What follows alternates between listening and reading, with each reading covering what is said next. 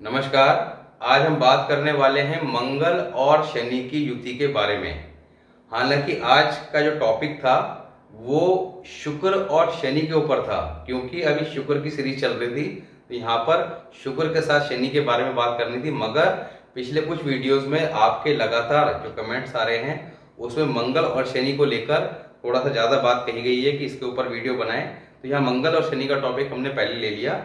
अब मंगल और शनि के बारे में आज पूर्ण विस्तार से बात करेंगे, जिससे आज के बाद आपके सारे डाउट्स क्लियर हो जाएं कि अगर आपकी कुंडली में ये युति बनी हुई है तो किस तरह का फल आपको मिलने वाला है। साथ ही सबसे इंपॉर्टेंट ये कि अगर ये युति अशुभ हालात में है तो किस तरह के अशुभ फल देगी और कैसे अशुभ फलों को दूर करके शुभ फल लिए जा सकते हैं।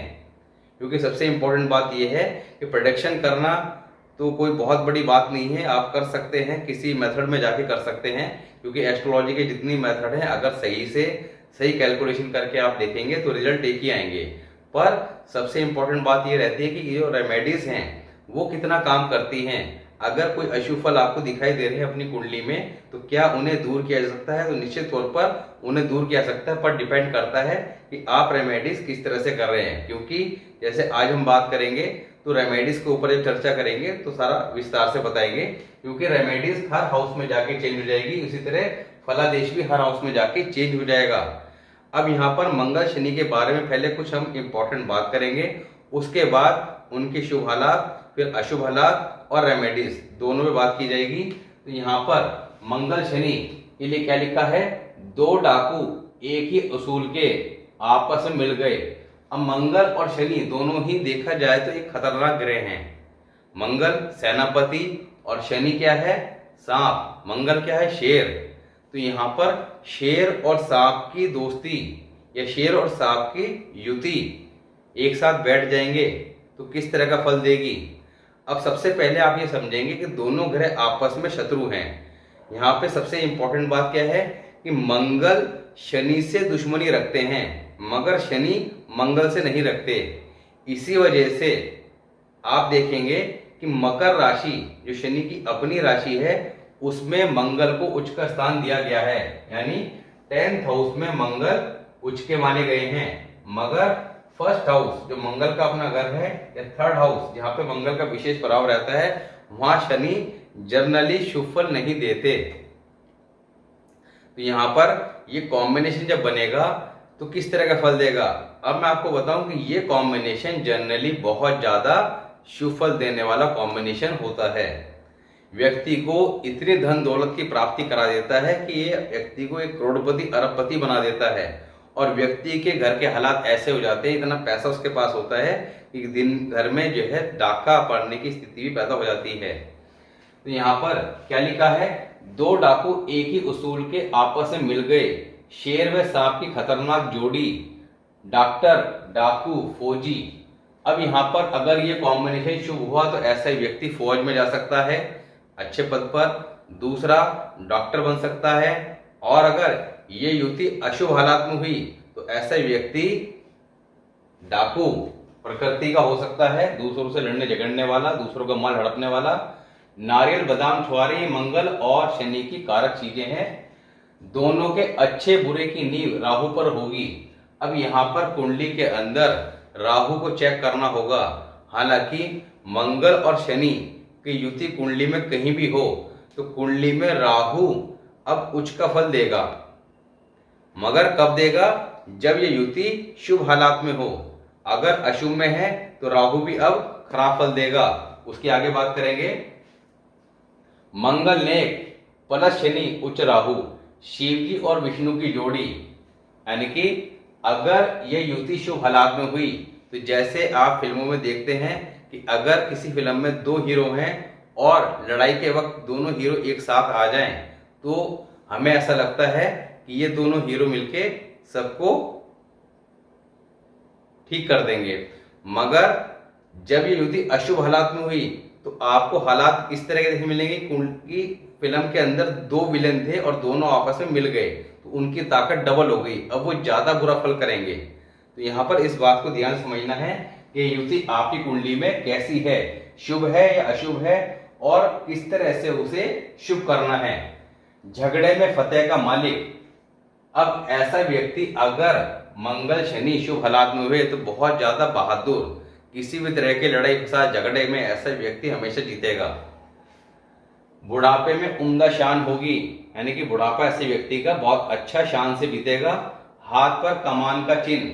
अब हाथ पर, यहाँ पर हाथ की बात हो रही है। बेसिकली जो हमारा रेड बुक का कॉन्सेप्ट है वो सारा का सारा सामुद्रिक शास्त्र पर आधारित है, यानी कि हाथ की रेखाओं पर आधारित है।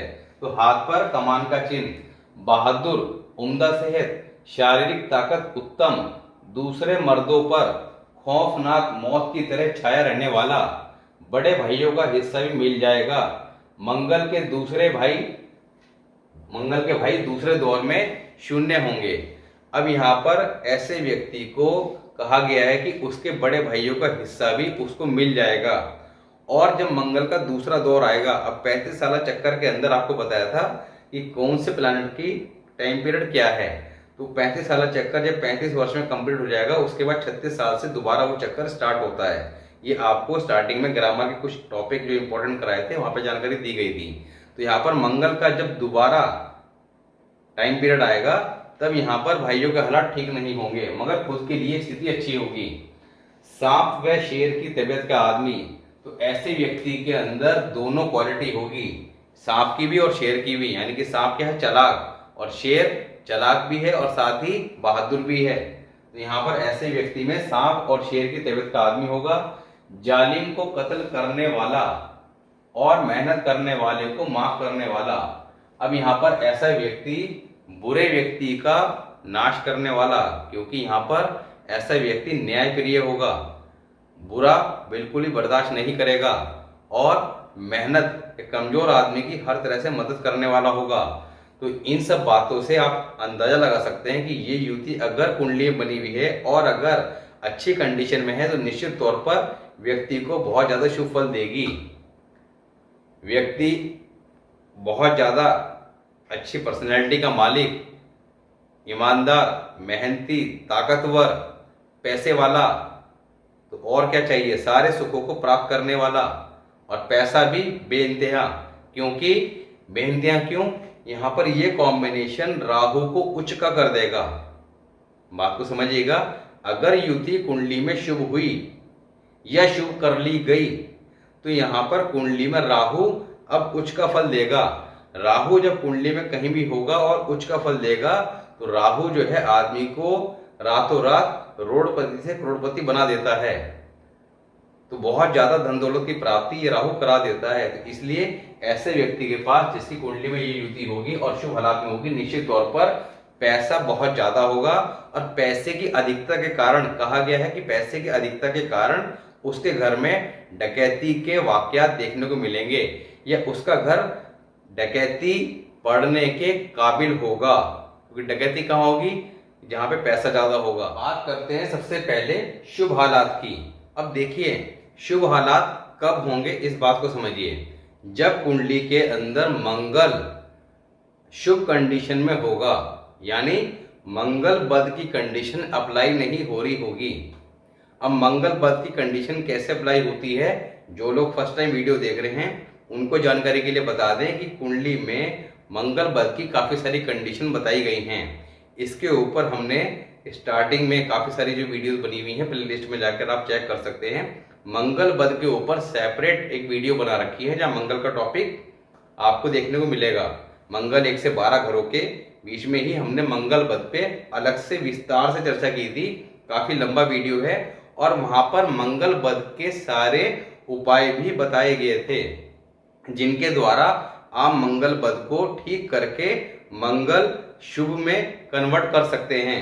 तो यहाँ पर अगर कुंडली में मंगल बद की कंडीशन अप्लाई नहीं है, मंगल शुभ स्थिति में है, तब फर्स्ट हाउस, अब फर्स्ट हाउस यानी कि लगन के अंदर जब ये युति होगी, तब जिस दिन व्यक्ति राज दरबार से जुड़कर कार्य शुरू करेगा।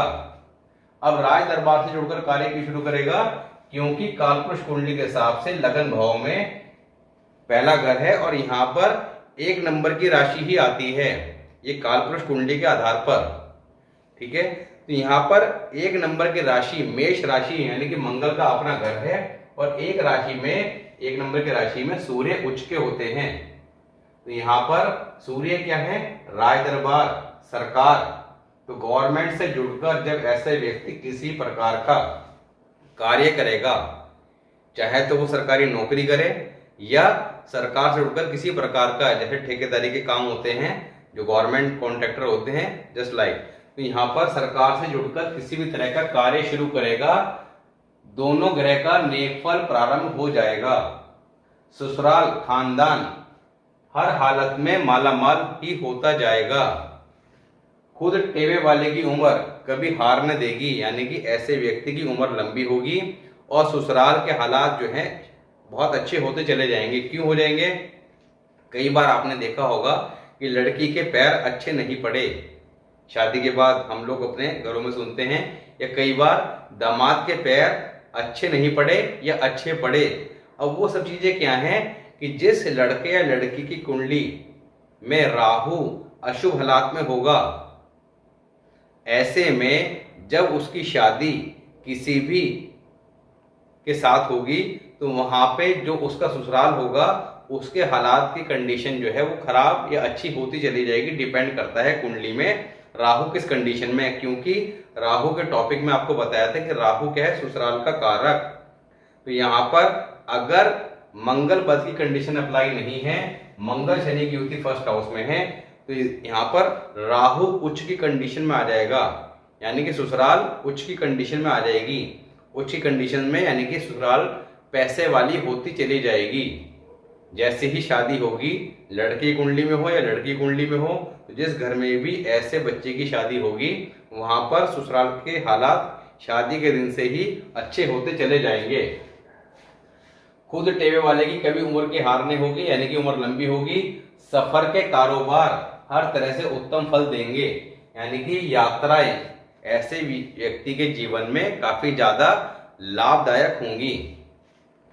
सेकंड हाउस की बात करते हैं। सेकंड हाउस में मंगल और शनि की जब युति होगी, तब जिस दिन, सेकंड हाउस किसका है, शुक्र का, यहाँ पर शुक्र का घर है, 2 नंबर की राशि वृषभ राशि। तो यहाँ पर जिस दिन शादी हो, यानी ससुराल से ताल्लुकात हो जाए, राहु एक्टिव हो जाएगा और राहु उच्च का फल देना प्रारंभ कर देगा। तो जिस दिन शादी हो या ससुराल से ताल्लुकात हो जाए, बृहस्पति का शुभ फल शुरू होगा। बृहस्पति जो इस घर का कारक है उसके शुभ फल मिलने प्रारंभ हो जाएंगे। अब बृहस्पति क्या है? बृहस्पति है हमारी किस्मत, बृहस्पति है इज्जत और शोहरत, बृहस्पति है धन। तो धन भाव के कारक हैं, समाज में इज्जत और शोहरत के कारक हैं, ये बृहस्पति से देखा जाता है। और समाज में नाम कितना होगा, फेम देखा जाता है सूर्य से।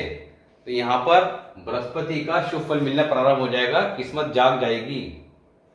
ससुराल अमीर व उनसे धन दौलत की प्राप्ति होगी, क्योंकि सेकंड हाउस ससुराल का भी है और राहु यहाँ पर एक तरह से उच्च का माना जाएगा, क्योंकि दोनों को मिलकर क्या बना, राहु।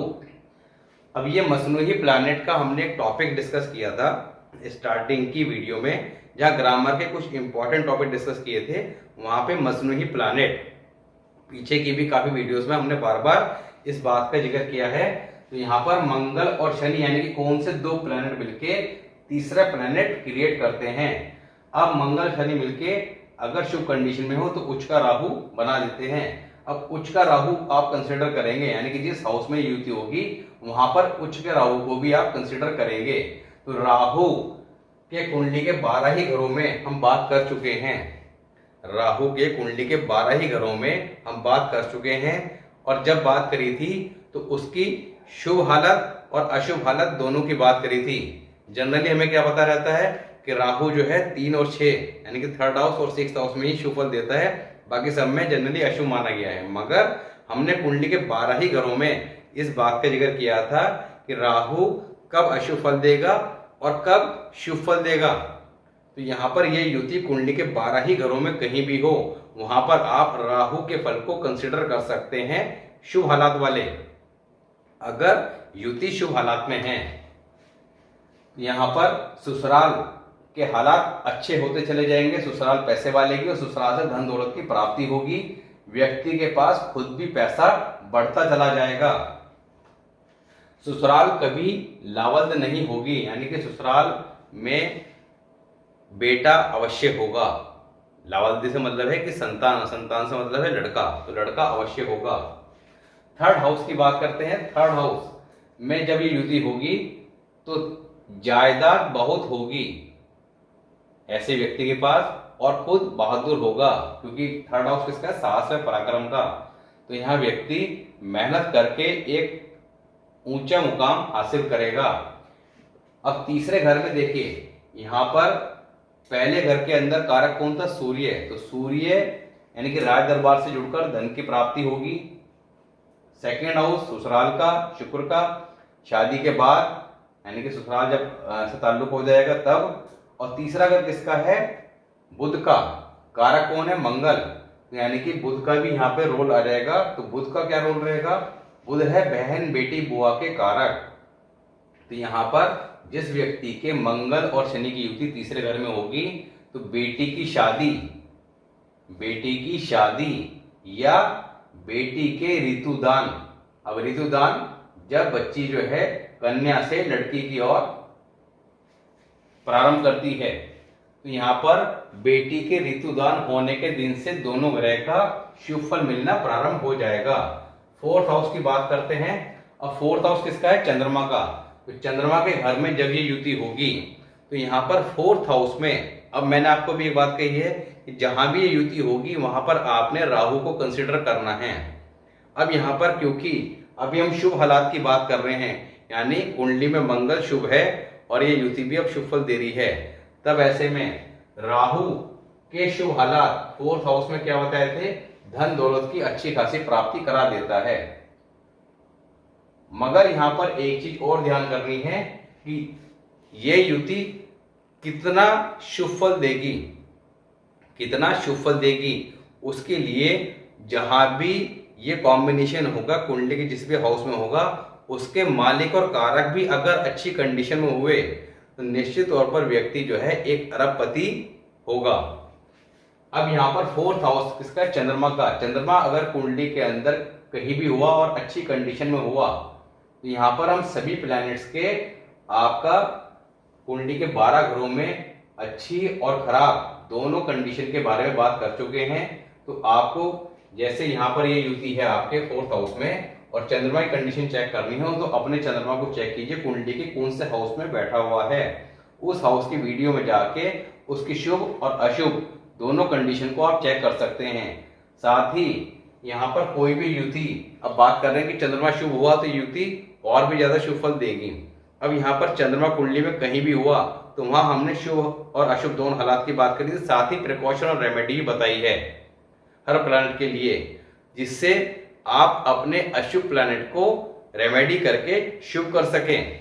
तब ऐसे में ये कॉम्बिनेशन बहुत ज्यादा शुभ फल देना प्रारंभ कर देगा। क्या लिखा है? दोनों ग्रह का शुभ फल जिस दिन चंद्र एक्टिव। अब चंद्र कब एक्टिव होगा? चंद्र किसका कारक है? घोड़ी का कारक, घोड़े का कारक, साथ ही खेती की भूमि का कारक। अब खेती की भूमि भी दो प्रकार की होती है, एक जिसमें फसल उग रही हो और एक प्लेन भूमि। जो प्लेन भूमि है वो आपका चंद्र की कैटेगरी में आती है, जिसमें फसल उग रही है वो शुक्र की कैटेगरी में आती है। तो यहाँ पर जिस दिन यानी कि फोर्थ हाउस में जब युति हो तो चंद्रमा को एक्टिव कर ले, यानी कि जिस दिन ऐसा व्यक्ति किसी भूमि को परचेज कर ले। अब यहाँ प्लॉट की बात नहीं हो रही है, खेती की वो भूमि जहां पे फसल ना हो, ऐसी भूमि जब खरीद लेगा तो यहाँ पर चंद्रमा एक्टिव हो जाएगा, चंद्रमा शुभ फल देना प्रारंभ कर देगा और ये युति काफी ज्यादा शुभ फल देना प्रारंभ कर देगी। दोनों ही ग्रह का शुभ फल मिलना प्रारंभ हो जाएगा, यानी कि राहु उच्च के फल मिलने शुरू हो जाएंगे। साथ ही दूसरी कंडीशन क्या है कि जब ऐसे व्यक्ति के यहाँ घोड़ी बच्चा दे दे। अब बेसिकली ये सब बात क्यों लिखी गई है, क्योंकि जिस समय में ये किताब लिखी गई थी तब घर में वाहन के तौर पर घोड़ा इत्यादि का इस्तेमाल किया जाता था। तो यहाँ पर घोड़ा क्या है? स्पीड का कारक। तो चंद्रमा सबसे तेज गति से चलने वाला ग्रह है, तो गोचर में आप चेक करते हैं कि चंद्रमा जो है हर एक दिन में 2 दिन में अपनी कंडीशन चेंज करता है, कभी इस राशि में कभी उस राशि में। मगर बाकी प्लैनेट जो है वो आपका 4-6 महीने में जाके अपनी कंडीशन चेंज करते हैं, कुछ तो कई सालों में जाके करते हैं। तो यहाँ पर चंद्रमा घोड़ी जो है वो बच्चा दे दे तो वो कंडीशन आज के समय में तो नहीं मिलेगी, मगर खेती की जमीन से अगर ताल्लुकात हो जाए या ऐसा जाता खेती की जमीन खरीद ले तो यहाँ पर ये युति शुभ फल देना प्रारंभ कर देगी। 5th हाउस में अब 5वां घर किसका है? सूर्य का। सिंह राशि आती है। साथ ही 5वें घर से हम क्या देखते हैं? संतान, शिक्षा। अब जो कुंडली के 12 ही घर हैं इनसे केवल ये चीजें ही देखी नहीं जाती कि संतान, शिक्षा, ये छठा घर रोग शत्रु का, ये 7वां घर आपका शादी का। इसके अलावा काफी ज्यादा चीजें जो हैं वो घरों से देखी जाती है। आगे के जो टॉपिक हैं उनमें हम विस्तार से चर्चा करेंगे कुंडली के हर हाउस के बारे में, क्योंकि जब कुंडली के अंदर कोई प्लैनेट किसी भी हाउस में बैठेगा वहां अगर शुभ हुआ तो उस घर के फल को में बढ़ोतरी करेगा, उस घर के शुभ फल देखने को मिलेंगे। अब क्या फल? जो उस घर के फल बताए गए हैं। अब जैसे यहाँ 5th हाउस है तो संतान का है, तो संतान के संबंध में शुभ फल देखने को मिलेंगे।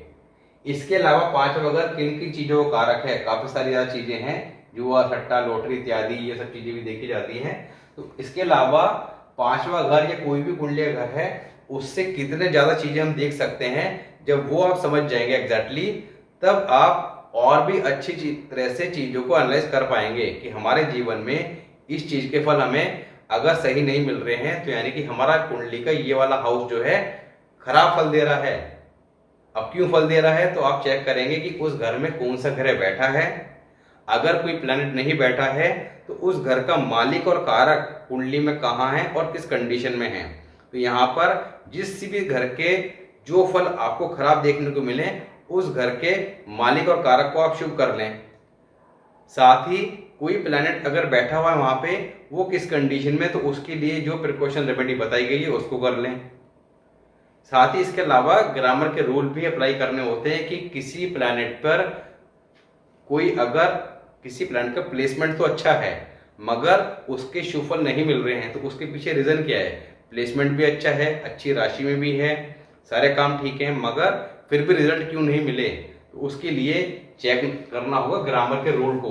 तो रूल अप्लाई करेंगे तो आपको सारी चीजें में काफी अंतर देखने को मिलेगा। इसलिए ग्रामर के जो रूल हैं उनको बार बार ध्यान से समझिए, पढ़िए, नोट्स बनाइए और अप्लाई कीजिए, जिससे आप एग्जैक्टली एनालाइज कर पाए कि दिक्कत कहाँ आ रही है और फिर उसके अकॉर्डिंग रेमेडी करके, क्योंकि यहाँ पर रेमेडी के टाइप चेंज हो जाते हैं।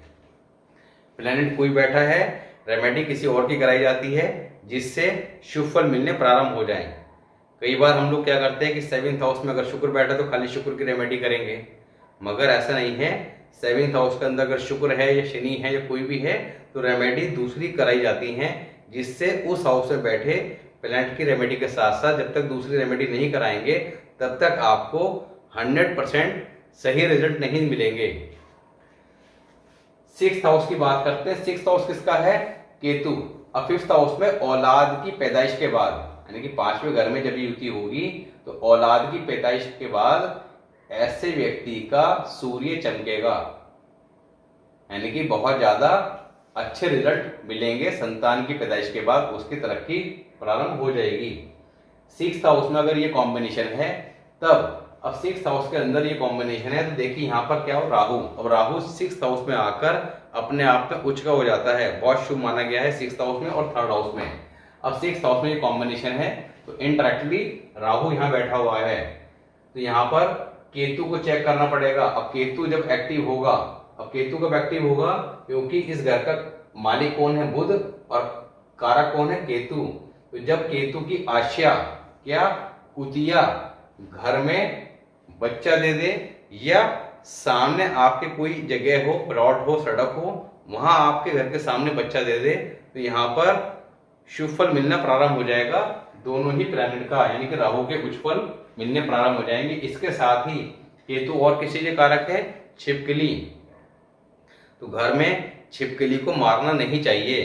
अगर आप छिपकली को मारने की आदत है तो ये केतु अशुभ की निशानी है। जिस व्यक्ति के घर कुंडली में केतु अशुभ होगा वहां पर ऐसा व्यक्ति छिपकली को देखते ही मार देगा। ये आप नोट कीजिएगा, बिल्कुल ये चीज देखने को मिलेगी। दूसरा, छिपकली को जो व्यक्ति मारता होगा उसको केतु से संबंधित कोई ना कोई शिकायत होगी। अब केतु के टॉपिक में हमने काफी विस्तार से चर्चा की थी। अंडरस्टैंड केतु के नाम से एक अलग सी वीडियो बनाया था। कुंडली 12 ग्रहों में केतु के फलादेश के अलावा अंडरस्टैंड केतु, अंडरस्टैंड राहु, तो जो काफी ज्यादा बुरे फल देने वाले प्लैनेट हैं उनके ऊपर सेपरेट वीडियो भी बना रखा है, जिससे आप चीजों को गहराई से समझ लें और प्रॉपर रेमेडीज बता रखी हैं, जिससे गहराई से समझने के बाद कैसे ठीक करना है उसको भी समझ लें। अब 6th हाउस के अंदर एक तो बताया आपको कि घर के अंदर या घर के सामने कुतिया बच्चा दे दे। दूसरा, छिपकली जो केतु की कारक है, कई बार छिपकली आपने देखा होगा कि आपके ऊपर गिर जाती है, तो छिपकली का गिरना शुभ है या अशुभ है, इसके ऊपर भी हमने केतु के टॉपिक में बताया था। तो यहाँ पर जिस व्यक्ति के 6th हाउस में कॉम्बिनेशन है, छिपकली अगर पैरों से सर की तरफ चढ़ जाए, कई बार अंचक में ऐसा होता है कि छिपकली जो है आपके पैर के पास गिर गई और वो आपके ही पैर पे चढ़ गई, तो इस तरह की घटना जो है वो यहाँ पर बहुत ज्यादा शुभ फल देने वाली कही गई है। अगर ऐसा होता है तो यहाँ पर ये कॉम्बिनेशन बना हुआ है तो बहुत ही ज्यादा अच्छे रिजल्ट देखने को मिलेंगे। 7th हाउस, अब 7th हाउस में जब ये कॉम्बिनेशन होगा तब क्या लिखा है, स्त्री से ताल्लुक होने पर किस्मत जागेगी, यानी कि शादी के बाद ऐसे व्यक्ति की किस्मत जाग जाएगी। साथ ही क्या लिखा है, दौलतमंद, औलाद व स्त्री का पूरा सुख, रिश्तेदार व परिवार को पालने वाला होगा। तो बहुत अच्छी कंडीशन 7th हाउस में शादी के बाद देखने को मिलेगी। 8th हाउस की बात करते हैं तो 8वें घर के बारे में शुभ हालात में नहीं दिया गया है, अशुभ कंडीशन में ही बताया गया है। यानी कि जब अभी अशुभ हालात की हम चर्चा करेंगे तब इसके बारे में बात की जाएगी। 9th हाउस की बात करते हैं तो 9th हाउस में ये कॉम्बिनेशन शाही जंगी धन और शाही परवरिश का साथ होगा। तो यानी कि ऐसे बच्चे की पैदाइश के समय परिवार की कंडीशन बहुत अच्छी होगी, पैसे वाले परिवार में पैदाइश होगी और शाही परवरिश हुई होगी जो 60 साल तक अच्छा असर देगी। यानी कि ऐसा व्यक्ति जीवन में 60 वर्ष की आयु तक कम से कम किसी प्रकार की समस्या को फेस नहीं करता और धन दौलत उसकी बढ़ती चली जाती है। जब तक बुध का ताल्लुक न हो, अब ये कॉम्बिनेशन 9th हाउस में है, जब तक बुध का ताल्लुक ना हो, बुध का ताल्लुक कहां से हो सकता है, 3rd हाउस और 5th हाउस, क्योंकि 3rd हाउस और 5th हाउस की दृष्टि कहा जाती है 9th हाउस में। दृष्टि का कॉन्सेप्ट है, ग्रामर का टॉपिक है, तो स्टार्टिंग की वीडियो में एस्पेक्ट ऑफ प्लैनेट के नाम से वीडियो बना रखा है, वहां जाके आप समझ सकते हैं। तो बुध का ताल्लुक ना हो तो ये कॉम्बिनेशन 9th हाउस में बहुत ज्यादा शुभ फल देगा। बात करते हैं 10th हाउस की। अब 10th हाउस यानी कि शनि का अपना घर, इस घर के कारक और मालिक दोनों क्या है, शनि और कालपुरुष कुंडली के हिसाब से यहाँ कौन सी राशि आती है, 10 नंबर की मकर राशि। मकर राशि में मंगल उच्च के हो गए, शनि अपने घर में आ गए, तो मंगल शनि का कॉम्बिनेशन 10th हाउस के अंदर अत्यंत शुभ फल देने वाला होगा। ऐसे व्यक्ति के घर में दिन के समय सांप निकलेगा और उस सांप को कहा गया है कि मारना नहीं है, क्योंकि वो सांप किस्मत जगाने वाला होगा। सांप क्या है, शनिचर, तो यहाँ पर साक्षात शनिचर उसी किस्मत जगाने के लिए आएंगे। अगर उस सांप को गलती से मार दिया तो यहाँ पर आपने अपनी किस्मत खराब कर ली। तो उस सांप को मारना नहीं है, उस सांप के आने के दिन से ही किस्मत जाग जाएगी और हर तरह से हालात अच्छे होते चले जाएंगे।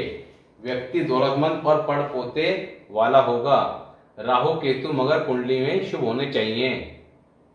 अगर राहु केतु कुंडली में अशुभ हैं तो मंगल और बुध दोनों का फल 42 वर्ष की आयु, जो राहु की आयु है, 42 वर्ष की आयु के बाद शुभ फल देखने को मिलेगा। मंगल और बुध के जिन चीजों का कारक है उनके संबंध में शुभ फल आपको 42 वर्ष की आयु के बाद ही देखने को मिलेंगे।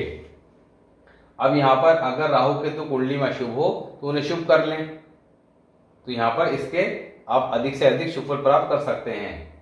साथ ही 3 और 4, अब अगर ये कॉम्बिनेशन यहाँ पर 10वें घर में है तो 3rd हाउस और 4th हाउस, इसके अलावा 1st हाउस और 8th हाउस, इन घरों में अगर इन घरों में अगर शनि और मंगल के शत्रु ग्रह बैठे हैं तब यहाँ पर शत्रु ग्रह बर्बाद हो जाएंगे। तो कोई भी प्लैनेट जो शनि और मंगल का शत्रु है, ग्रहों की मित्रता और शत्रुता का जो चार्ट है वो स्टार्टिंग में जब हमने बेसिक इंफॉर्मेशन आपके साथ शेयर करी है, तो जो लोग एस्ट्रोलॉजी सीखना चाहते हैं वो स्टार्टिंग की वीडियो को फॉलो कर सकते हैं। वहाँ पर बेसिक सारी जानकारी दी गई है। जो ABCD भी नहीं जानते वो भी अगर स्टार्टिंग की वीडियो से एक चीज को नोट करके चलते हैं, निश्चित तौर पर वो बहुत अच्छी नॉलेज ले सकते हैं। तो यहाँ पर third house, fourth house, first house, 8th house में अगर शनि मंगल के शत्रु ग्रह हैं तो वो खुद बर्बाद हो जाएंगे, मगर मंगल और शनि पर किसी तरह का बैड इफेक्ट नहीं आएगा, उनकी ताकत कम नहीं होगी। पत्नी किस्मत वाली होगी, जो शादी होते ही किस्मत जगा देगी। तो यहाँ पर काफी अच्छी कंडीशन 10th हाउस में देखने को मिलेगी। अब दोनों अगर 10 में हो और चंद्रमा 4 में हो तब पानी की बजाय दूध से पले दरख्त की तरह उत्तम किस्मत का मालिक होगा। यानी कि मंगल और शनि 10वें घर में हो और चंद्रमा 4th हाउस में हो तो बहुत ही अच्छी कंडीशन देखने को मिलेगी। किस्मत बहुत अच्छी कही गई है। सरकारी नौकरी जरूर मिलेगी, यानी कि यहाँ पर सरकारी नौकरी के प्रबल योग होंगे और वो भी बहुत अच्छी, और धन की स्थिति बढ़ती चली जाएगी। यहाँ पर ये कॉम्बिनेशन अगर है कुंडली में तो बहुत ही शुभ कहा गया है। 11th हाउस की बात अशुभ हालात में करेंगे। 12th हाउस, अब 12th हाउस में अगर ये कॉम्बिनेशन है तब दोनों ग्रह का उत्तम असर होगा। अब बुध राहु केतु भी शुभ फल देंगे कुंडली में कहीं भी हों। तो यहाँ पर 12th हाउस में जब ये होंगे तो यहाँ पर उच्च का राहु जब 12th हाउस में होगा तो विदेश में सेट होना या विदेश से पैसा कमाने के योग बहुत अच्छे कुंडली में देखने को मिलेंगे, और हर तरह के सुख यहाँ पर जातक जीवन में प्राप्त करेगा। तो यहाँ आज हमने बात करी शुभ हालात के बारे में। क्योंकि वीडियो थोड़ा लंबा हो रहा है तो नेक्स्ट वीडियो में हम बात करेंगे अशुभ हालात के बारे में, और साथ ही जब अशुभ हालात होंगे तो क्यों होंगे, और साथ ही एग्जैक्टली क्या रेमेडी हमें करनी है जिससे यहाँ पर अशुभ हालात को शुभ करके बहुत अच्छे रिजल्ट लिए जा सके। कई बार हम पूछते हैं कि शेयर मार्केट से हमें लाभ होगा या नहीं होगा, या लॉटरी से धन लाभ होगा या नहीं होगा, अचानक पैसा मिलेगा नहीं मिलेगा। या हर व्यक्ति जीवन में चाहता है कि बहुत ज्यादा धन कमाया जाए, वो भी जल्दी से जल्दी। यहाँ कुंडली के अंदर राहु को कंसिडर करना सबसे ज्यादा जरूरी हो जाता है। अगर जिसका राहु कुंडली में अच्छा होता है तो वो जीवन के अंदर बहुत कम समय में बहुत ज्यादा पैसा कमा लेता है। तो ये कॉम्बिनेशन भी उन्हीं में से एक है, क्योंकि ये जैसा आपको बताया कि जहां भी होगा कुंडली में वहां पे राहु को कंसिडर करना है, मगर शर्त यह है कि ये कॉम्बिनेशन शुभ हो, यानी कि मंगल कुंडली में ठीक हो। तो आपने सबसे पहले अगर ये कॉम्बिनेशन आपका कुंडली में है तो मंगल को चेक करना है कि मंगल बद की कंडीशन अप्लाई तो नहीं हो रही है, नहीं तो वहां पे जो रेमेडी बताई उन रेमेडीज को फॉलो करना है, मंगल को शुभ कर लेना है। तो अगर आप ये करते हैं और राहु कुंडली में कहीं भी हो तो उसको भी शुभ रखने के लिए राहु के 12 ही घरों में किस तरह के फल मिलेंगे इसकी बात भी हम प्ले लिस्ट में जाके राहु के ऊपर जो वीडियो बना रखी है वहां पे जाके आप अपने राहु को चेक कर सकते हैं। तो अगर आप राहु की साथ ही मंगल की रेमेडी कर लेते हैं इस कॉम्बिनेशन के होने के समय, तो निश्चित तौर पर आप बहुत ज्यादा धन इत्यादि प्राप्त कर सकते हैं। तो अशुभ हालात में ये युति किस तरह का कितना अशुभ फल देगी उसकी बात करेंगे। तो ये बात करेंगे हम नेक्स्ट वीडियो में। मिलते हैं नेक्स्ट वीडियो में, तब तक के लिए नमस्कार।